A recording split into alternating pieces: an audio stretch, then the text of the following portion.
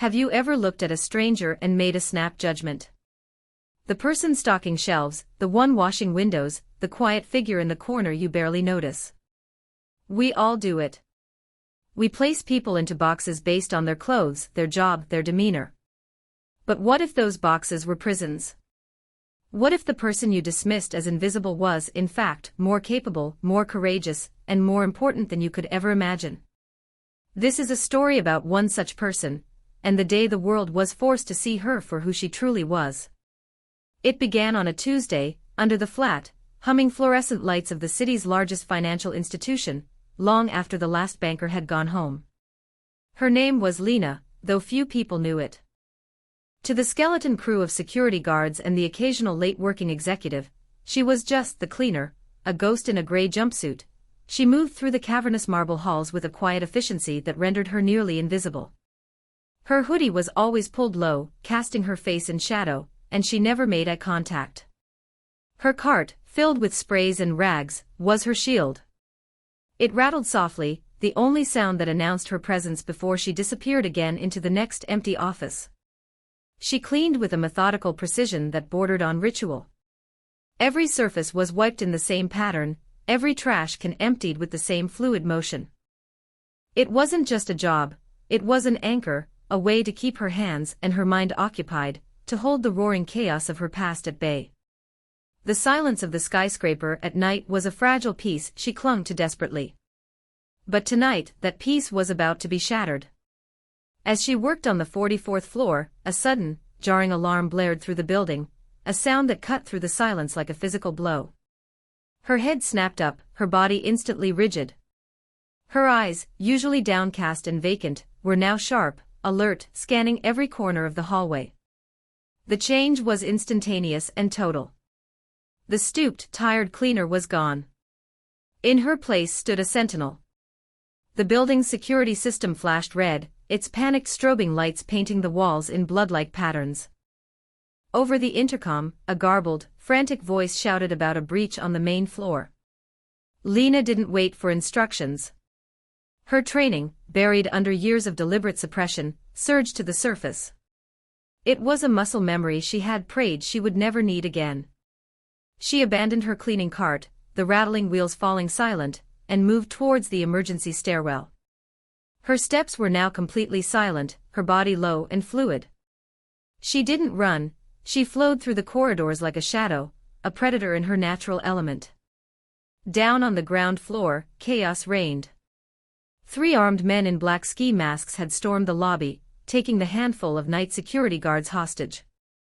One guard, a young man named Peterson, had tried to be a hero, and was now bleeding on the pristine marble floor. The lead officer on the scene was Sergeant Davies, a man whose confidence far outstripped his competence. He was barking orders into his radio, his voice tight with a panicky bravado that fooled no one, least of all his own officers. They had the building surrounded, but the robbers were dug in, they had hostages, and they were making demands. Davies established a perimeter, his strategy textbook and predictable. He saw the situation as a simple siege: wait them out, negotiate, and if necessary, send in the SWAT team. But he was missing the bigger picture. He couldn't see the layout from the inside, didn't know the building's weak points, and was treating the skyscraper like a simple 2-story house. His approach was slow, clumsy, and it was getting the young guard closer to bleeding out.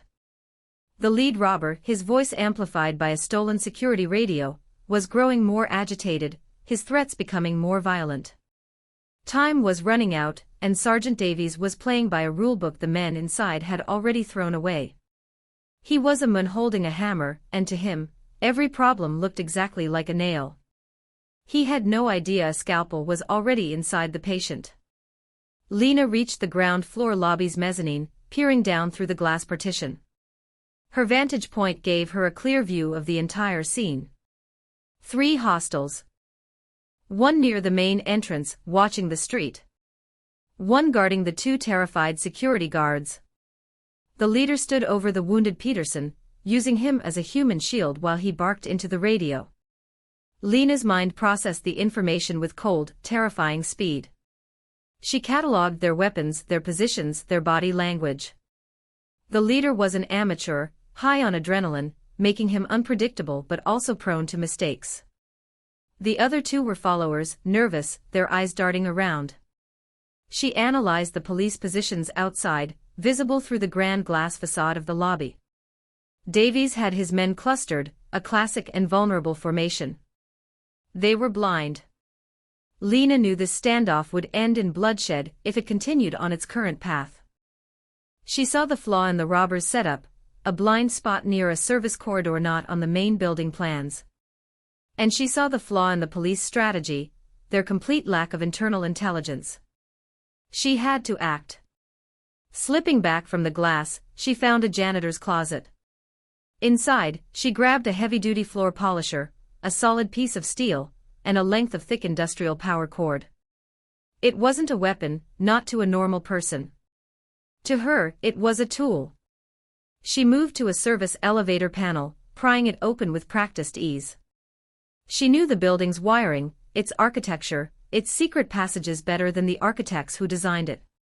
She had studied it not as a cleaner but as a tactician. It was a habit she couldn't break. Always know your terrain.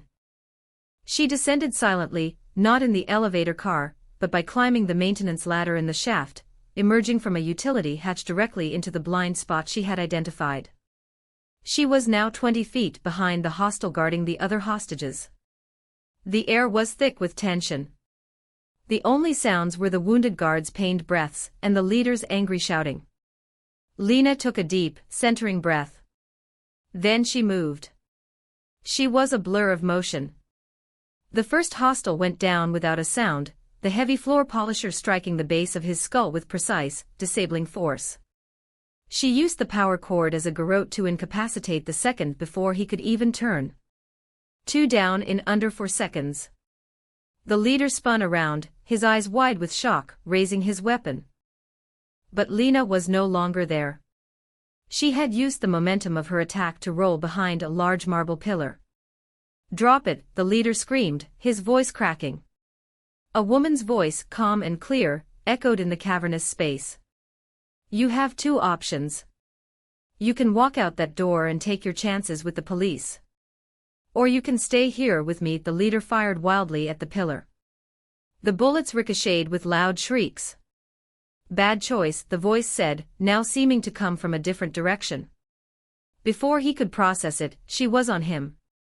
She moved with a brutal, efficient grace, disarming him in a single, fluid motion that broke his wrist. He cried out in pain as his gun clattered to the floor. Lena kicked it away and pressed a pressure point in his neck, dropping him to his knees, gasping. She leaned in close, her voice a low whisper. "Who am I? I'm a Navy SEAL." "Now stay down." The claim was absurd, a lie born of necessity, designed to shock him into compliance. It worked. The man froze, his mind unable to reconcile the cleaning lady from his memory with the warrior who had just dismantled his entire operation.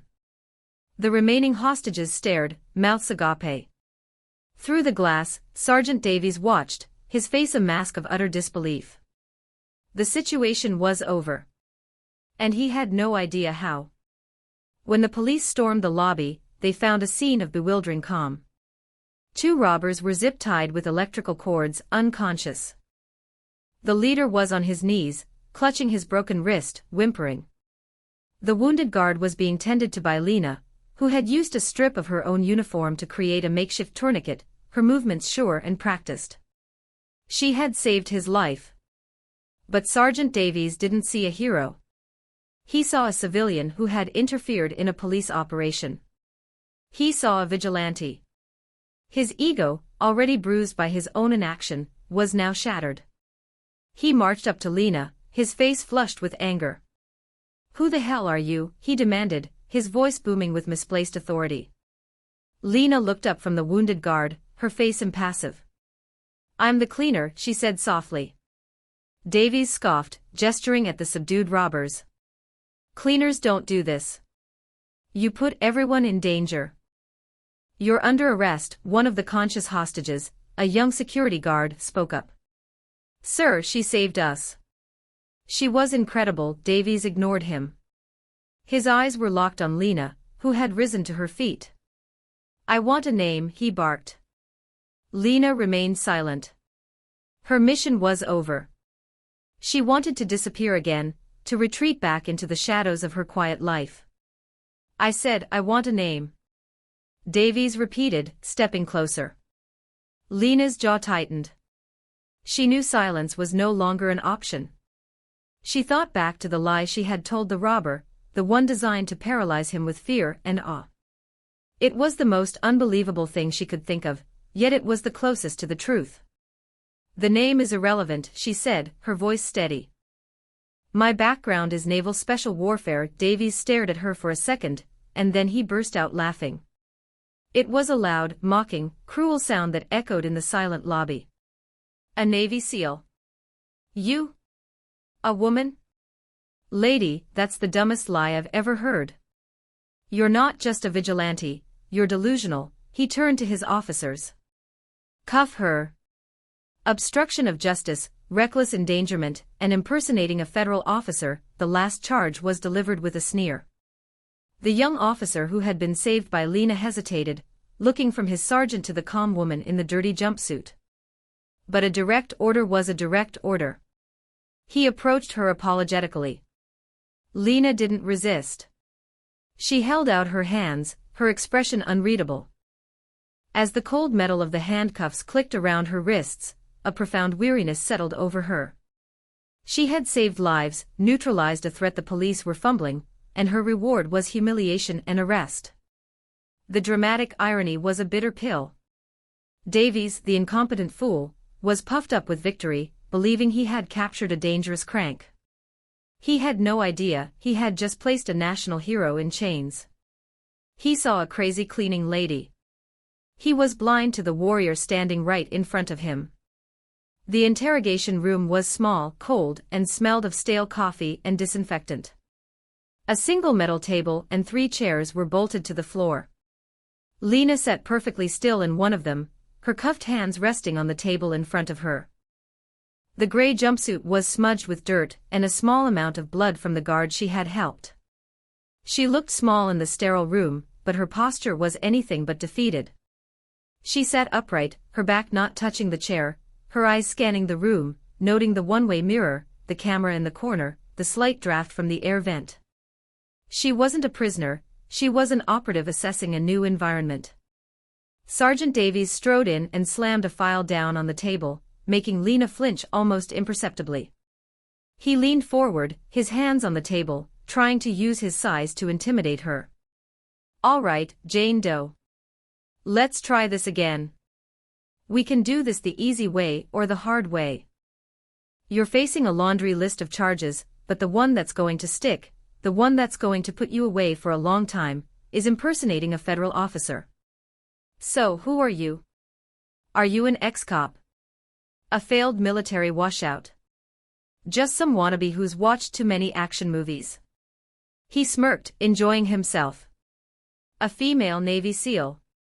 That's a new one. You do know they don't allow women in the SEALs, right? Or did you miss that part in your fantasy?" Lena's expression remained a blank canvas. She said nothing. Her silence was a wall he couldn't breach, and it infuriated him. Nothing to say. Fine, he opened the file. No ID, no prints in the system. You're a ghost. That just makes you more suspicious. You think what you did back there was heroic. You interfered. You're a civilian. You broke a dozen laws. We had it under control. His voice rose, his justification sounding hollow even to his own ears. You're a menace still. Lena was silent. She stared at a point just past his shoulder, her breathing slow and even. She was using a technique she had learned long ago to control her heart rate under extreme duress. She was detaching, separating her mind from her body, waiting. This was just another form of endurance test. She had survived worse. Davies, getting no reaction, finally lost his temper. He slammed his fist on the table. Talk to me, damn it. You think this is a game? Your life as you know it is over. the door to the interrogation room opened quietly, interrupting his tirade. A man in a simple but well-tailored suit stood in the doorway. He was older than Davies, with gray at his temples and a calm, assessing gaze that seemed to take in the entire room in a single glance. This was Captain Miller, the precinct commander. He had been monitoring the situation from his office, and the story he was getting from the preliminary reports didn't add up. A janitor who moved like a special forces operator. He had to see for himself. "Sergeant," Miller said, his voice quiet but carrying an unmistakable weight of authority. "That's enough. I'll take it from here." Captain Miller entered the room, and closed the door behind him, leaving a fuming Sergeant Davies in the hallway. Miller didn't look at the file on the table. He looked at the woman. He had been a cop for 30 years, and he had developed a keen sense for people. He saw past the dirty jumpsuit, and the tired lines on her face. He saw the way she held herself, with a disciplined stillness that was unnerving. He saw the intelligence in her eyes, which were now focused on him, analyzing him just as he was analyzing her. He pulled up a chair and sat down, not across from her in a confrontational posture, but at the side of the table, creating a less adversarial space. "I'm Captain Miller," he said, his tone conversational. "I'd like to apologize for my sergeant's enthusiasm. He's young." He paused, waiting. Lena gave a slight, almost imperceptible nod. It was the first acknowledgement she had given anyone. "I've reviewed the security footage from the lobby," Miller continued. "What you did in there, it wasn't reckless. It was precise. It was controlled. It was professional. The way you disabled 2 armed men in seconds, the way you used a pressure point on the leader instead of brute force. The way you immediately rendered first aid.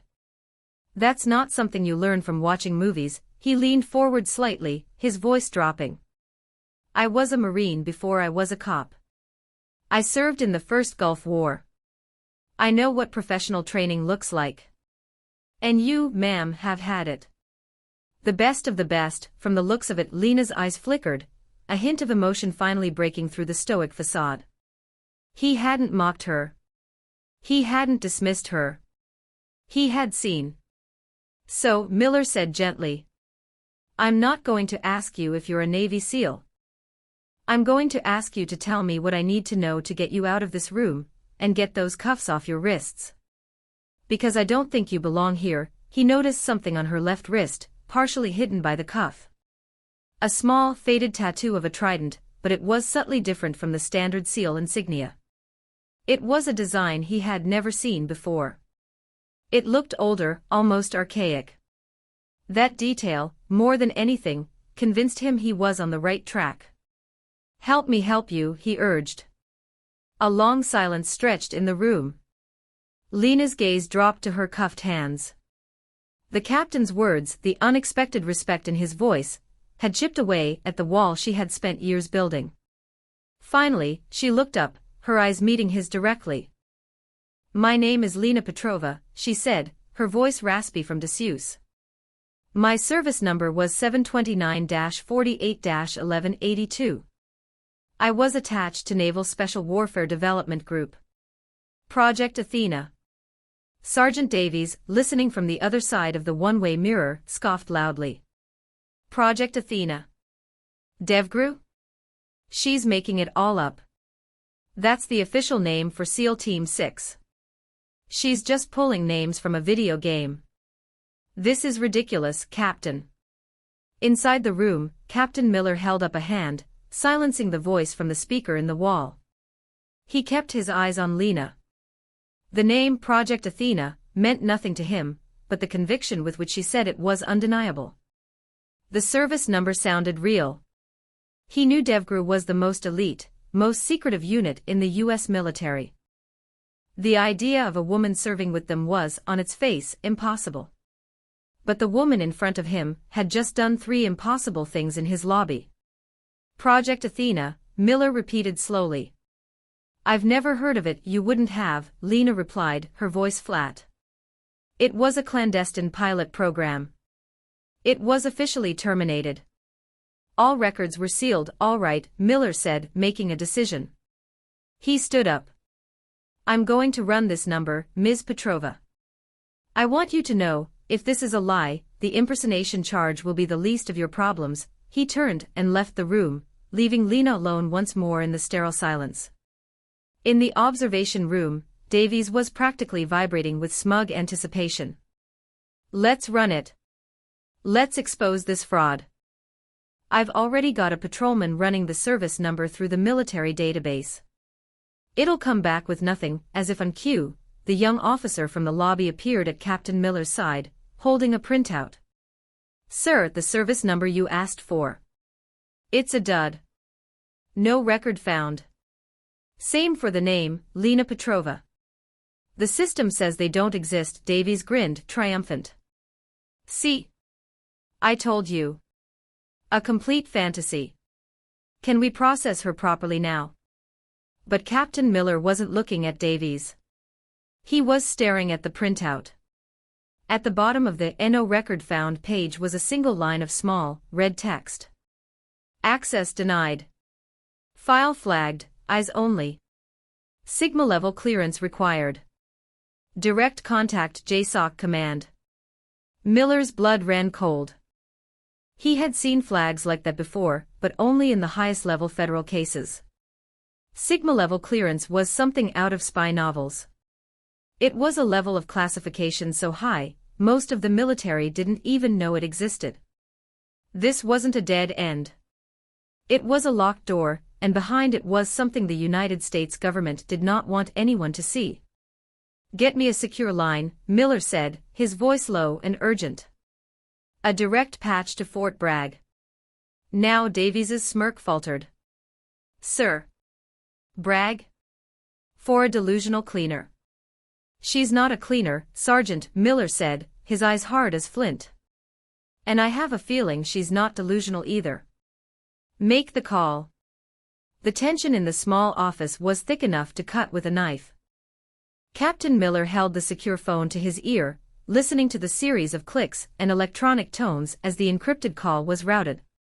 Sergeant Davies stood in the corner, his arms crossed, a look of stubborn disbelief still etched on his face, though the first seeds of doubt had clearly been planted.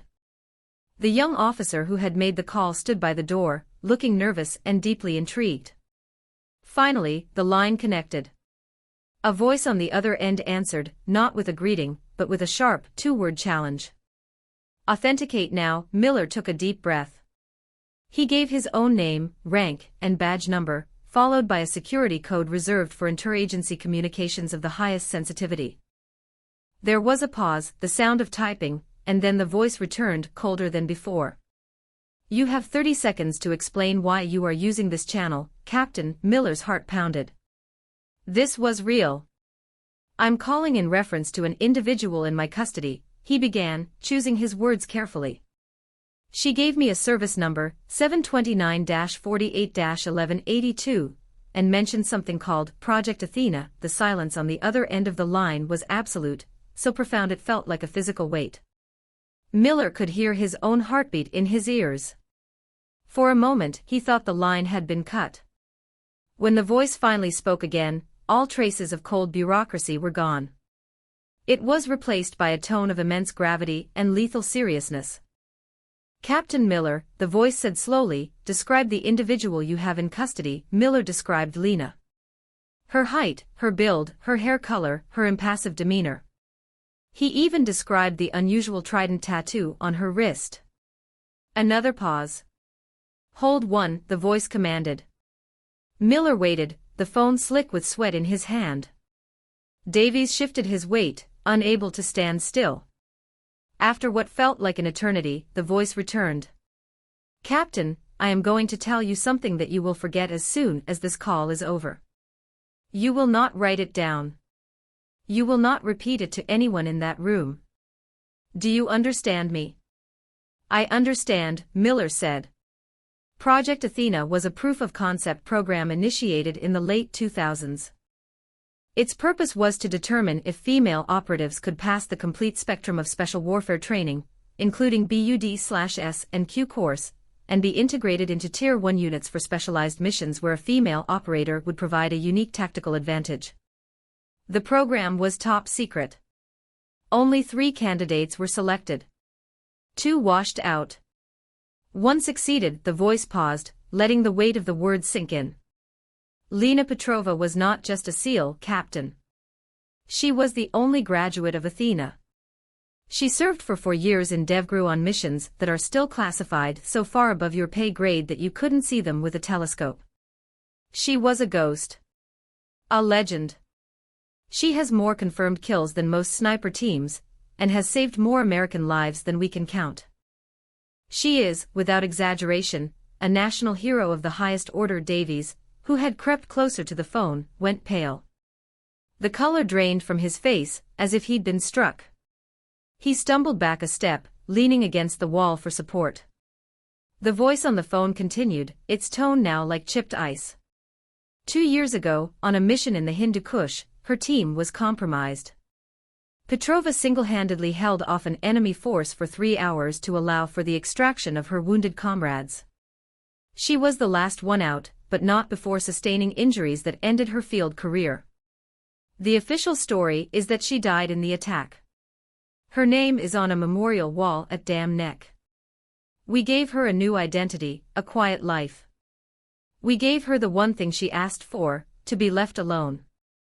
To be invisible. The official cleared his throat. The next words were a clear and direct threat. You do not have a suspect in your custody, Captain. You have one of the most decorated and lethal operatives this country has ever produced. You have a woman to whom this nation owes an unpayable debt. And my question for you is, why is she in handcuffs? Captain Miller felt a profound sense of shame wash over him. He looked through the window into the interrogation room where Lena still sat, a solitary, quiet figure. A hero forced to live as a ghost, now being treated like a criminal. There was a hostage situation, Miller explained quickly, his voice strained. She intervened.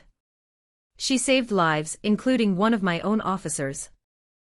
Sergeant Davies arrested her for obstruction and for impersonating a federal officer. The silence on the phone was damning. Miller could almost feel the fury radiating through the line. Uncuff her, the voice commanded. Apologize to her. And then you will give her anything she needs. You will erase the arrest record. You will make this entire incident disappear. Sergeant Davies is to have no further contact with her, and I suggest you have a long talk with him about judging books by their covers. This conversation never happened. Do I make myself perfectly clear? Crystal clear, Miller said, his voice barely a whisper. The line went dead. Miller slowly placed the phone back in its cradle. The room was silent, save for Davies's ragged breathing. The sergeant looked utterly broken, the foundation of his worldview demolished. He stared at his own hands, unable to meet Miller's gaze. Miller turned to him, his expression grim. You are to go to your desk and stay there until I come for you. Do not speak to anyone. Davies nodded numbly and shuffled out of the office like a man in a trance. Miller took a moment to compose himself, then he walked back towards the interrogation room. He was no longer a police captain about to release a suspect. He was a man about to apologize to a hero he had wronged. Captain Miller entered the interrogation room. This time, he walked directly to Lena and knelt, taking the key from his pocket to unlock her handcuffs. The click of the metal releasing was loud in the quiet room. He placed the cuffs on the table, a symbol of his department's colossal mistake. Lena rubbed her wrists, her expression still unreadable, but a flicker of something, surprise, relief, crossed her features. Ms. Petrova, Miller began, his voice thick with emotion.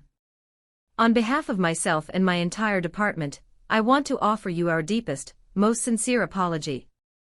There is no excuse for how you were treated.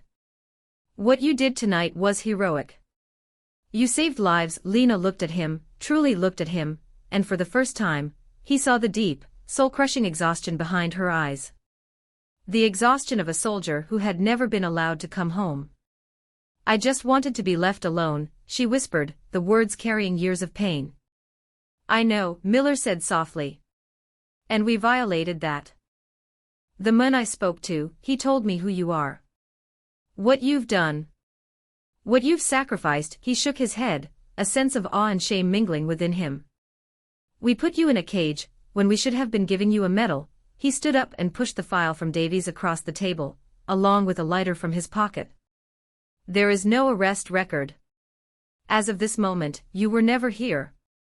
This incident never happened. Lena picked up the file, her own ghost story, and without reading it, she flicked the lighter and set a corner of it ablaze, dropping it into the metal trash can where it quickly turned to ash. A symbolic act of erasing the past hour, just as her country had tried to erase her entire history. Thank you, she said. It was more than just for the apology. It was for the validation. For being seen. What will you do now? Miller asked. Go back to cleaning floors. To being invisible. Lena was silent for a moment. It was safe, she said. No one looks at the cleaner, a woman with your skills, your courage. You weren't meant to be invisible, Miller stated, his voice full of conviction. If you ever decide you want to be seen again, if you ever want to use your talents to help people, not on a battlefield, but here, my door is always open. We could use a consultant with your perspective. On your own terms. No uniform. No ranks. Just helping. He slid a business card across the table. It was his personal card, with his private cell number written on the back. Lena looked at the card, then back at Miller. A small, almost imperceptible smile touched her lips. It was the first one he had seen, and it was like watching the sun rise after a long night. She picked up the card and slipped it into her pocket.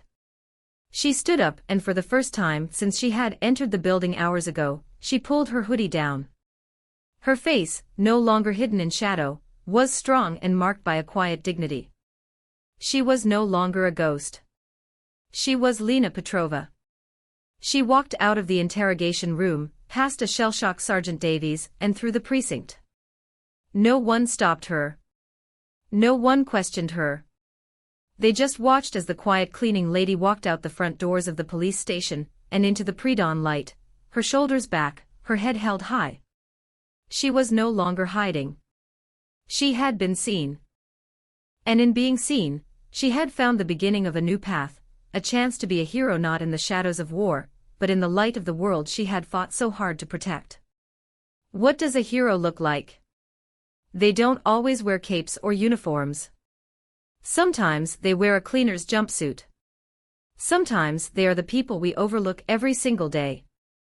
The story of Lena Petrova is a powerful reminder that true worth isn't in the job title or the uniform, but in the character and courage within.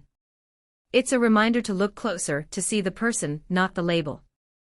The world is full of hidden heroes, living quiet lives of forgotten sacrifice. So the next time you dismiss someone as ordinary, stop and think. You might be looking at a legend. Share this story if you believe in the hidden power within us all, and remind someone today that you see their true worth.